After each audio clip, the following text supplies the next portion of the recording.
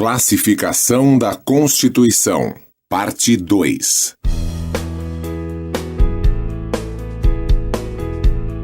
Quanto ao modo de elaboração. Quanto ao modo de elaboração, as constituições poderão ser dogmáticas ou históricas. Dogmáticas, sempre escritas, consubstanciam os dogmas estruturais e fundamentais do Estado. Históricas, constituem-se através de um lento e contínuo processo de formação ao longo do tempo, reunindo a história e as tradições de um povo. Aproximam-se assim da costumeira e têm como exemplo a Constituição inglesa. A brasileira de 1988 é dogmática. Quanto à alterabilidade.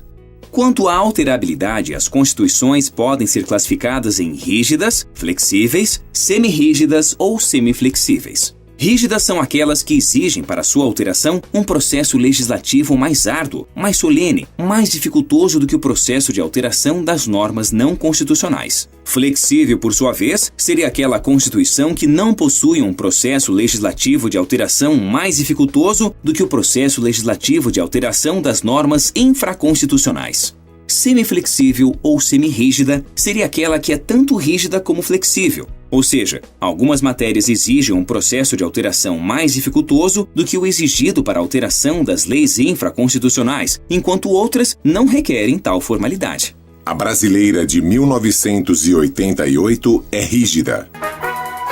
Quanto à sistemática.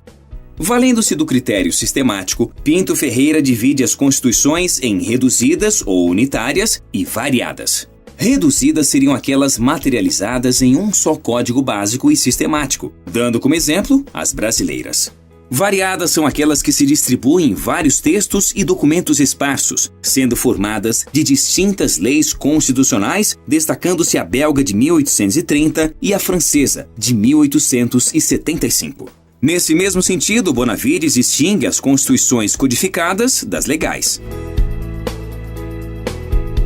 A brasileira de 1988, em um primeiro momento, como aponta Pinto Ferreira, seria reduzida, codificada ou unitária. Contudo, especialmente diante da ideia de bloco de constitucionalidade, parece que caminhamos de maneira muito tímida, reconheça-se, para um critério que se aproxima de Constituição esparsa, especialmente diante da regra contida no artigo 5º, parágrafo 3º, que admite a constitucionalização dos tratados ou convenções internacionais de direitos humanos que forem incorporados com o quórum e procedimento de emendas constitucionais. Vamos em frente que outros critérios precisam ainda ser apresentados. Quanto à dogmática. No tocante à dogmática, Pinto Ferreira, valendo-se do critério ideológico e lembrando as lições de Paulino Jacques, identifica tanto a Constituição ortodoxa como a eclética.